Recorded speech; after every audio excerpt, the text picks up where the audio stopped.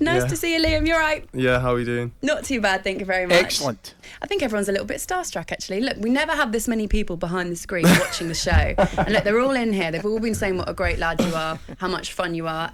First of all, just talk to us about your experience at Wimbledon this year and how proud you are of how far you went.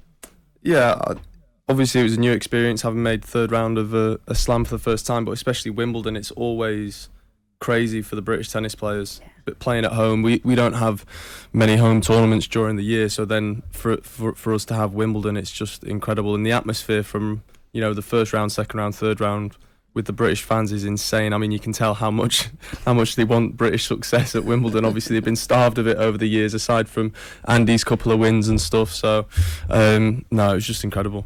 I've got some amazing stories that have come out since Wimbledon about you. Oh, God. No, all good ones, I promise you, all good ones. We've actually vetted these and we've filtered a few of them out, a few people that we couldn't get on as well. Apparently, this blew my mind. Your mum actually had to leave the game early to get back on a train to Stockport to make the last train. Yeah. That was in the first round, right? Yeah, so I was playing Lucas Klein, a Slovakian qualifier in the first round.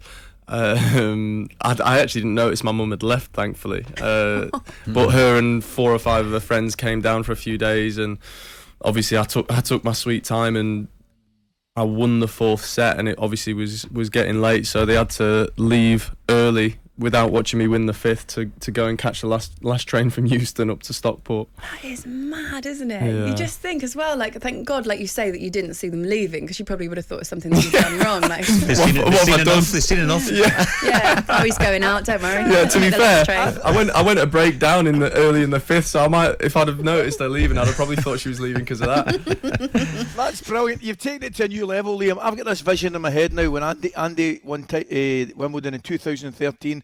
Judy shouting down for the box, "That's me away, Andy. I'm going to get the train. I've got to get the train up to Stirling. All the best in the final set, It must have just been amazing for you, though. And I do have to ask, with everything that's going on with Wimbledon at the moment, and we'll get to the Kyrgios stuff in a little while. Right. Because he really divides opinion. I mean, why don't we just do it now then, actually?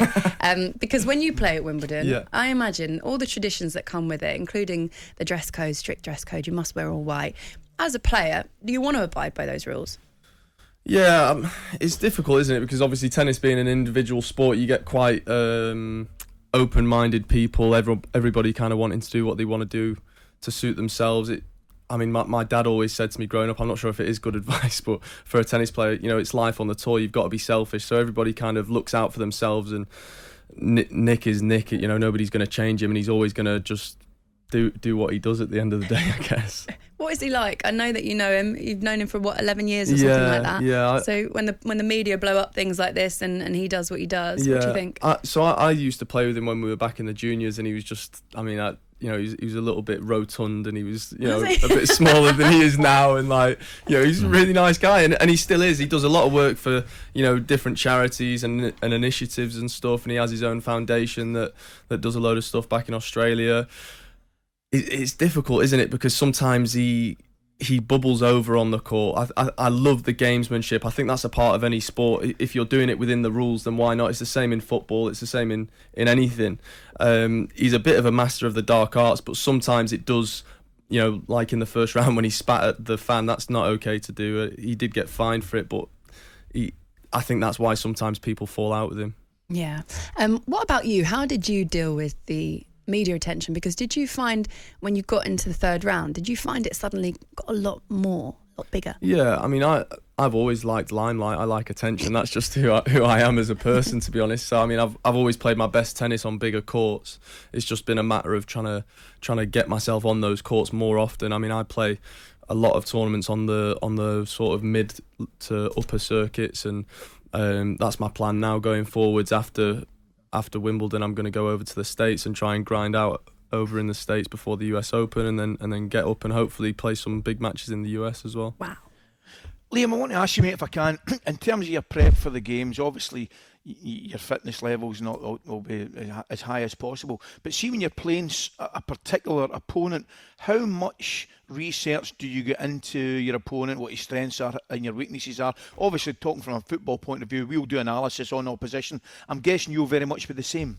Yeah, I mean, I'd actually be interested to know how it works with the football as well, with the stats and stuff. And it's difficult. Like, I think sometimes you can look into the stats a little bit too much, and you can kind of make them fit whatever perspective you want. But before each match, I try to sort of get the basics of their serving patterns, because I'm a left-hander as well, obviously. So I'll get their serving patterns against left-handers that they've played. Which side the forehand or the backhand they've hit more unforced errors on, which side they've hit more forced errors on, which side they've hit more winners on, so you know sort of where to go in the rallies, and you have a basic understanding, really.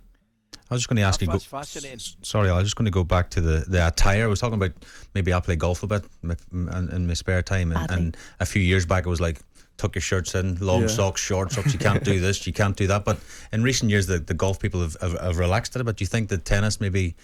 Not snob is not the word maybe, but like with the the trainers that the guys are wearing and stuff. Do you think they need to relax it a bit and make it a bit more colourful or whatever? It's difficult because Wimbledon. That's what Wimbledon is. It's tradition. Yeah, it's more than a tennis club. It's more than a tournament. It's bigger than that. And I personally wouldn't ever want them to come away from not having sponsors at the back and stuff like that. It's just peak British tradition, I guess, and I'd like it to stay that way. I understand people getting peeved at Nick about him wearing his red Jordans onto the court and a red cap for his post-match interview, but I don't know if that's actually in the rules or not, whether you can't go on court with different coloured shoes, and if it is, then he's going to get fined anyway. So I suppose if you're willing to pay the price to wear a different pair of trainers to go on court, I mean, it's not going to be cheap either. It'll probably be 15-20 grand. And the sponsor might pay that because they get so much true as well, stuff on the back of it. You were the last athlete to get called up for the Olympics, and is it true that you were on a bit of a bender after Wimbledon when you got called up? Yeah, so someone told me it was a 7-day bender, which blows my mind. No, I went to Derby because obviously we couldn't do holidays at the time because of COVID and stuff. So what year was this again? This was last year. Oh my god! So we rented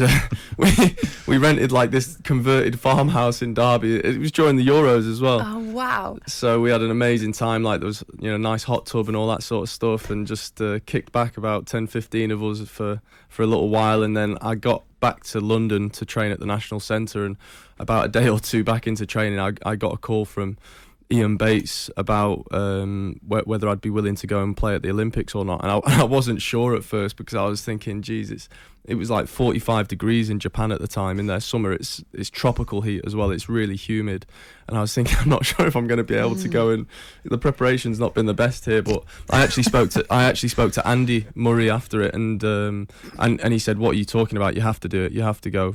And he said that for him, the Olympics is one of the best experiences of his life. What was it like? Because were there any fans there? Did you have to quarantine a lot? What was the situation there? There were no fans, which is a shame, really. But I mean, it was the Olympics. The sports village was incredible with all the different nations in all the different apartment blocks. And I mean, because I was such a late addition, I was actually sharing with the gymnast boys. I was in with Max Whitlock and the team. What was that like? It was weird. It was weird, man. Like, I felt like a kid going to boarding school or something. I didn't know anyone. I felt a bit intimidated by all these gymnasts with the massive arms and. They're just hanging off the bunk beds. Yeah, like doing like flips to breakfast and stuff. But it was insane. It was insane. Max, get down. Yeah, exactly. But I actually found it so interesting. Just to see how Max. I found it so interesting just to see how Max functioned as an athlete. I mean, he is crazy dedicated. And that was a massive standout for me. I mean, he was like clockwork with the times he goes to bed. He was very boring. No, I wouldn't say that. He was very aware of what I was doing as well. He was very considerate. He was asking, what time do you want me? I kind of felt like he was a bit of a leader with those boys. He was asking, what time do you want us to go lights out tonight? We know you have a match tomorrow, because quite often they'd be competing on alternate days to me. Well, that's really considerate. Yeah, so I'm dying to see. I tell you what, I can't wait to see. I just can't wait to see his exit for the top bunk. I mean, I just got him down ladders. But, I mean, he'd have to do it in a bit of style, wouldn't he? At least throw one somersault in, and then a perfect finish. talkSPORT Breakfast with Laura Woods, Monday to Wednesday mornings 6 till 10. On AM, on DAB, via the talkSPORT app and on your smart speaker. talkSPORT.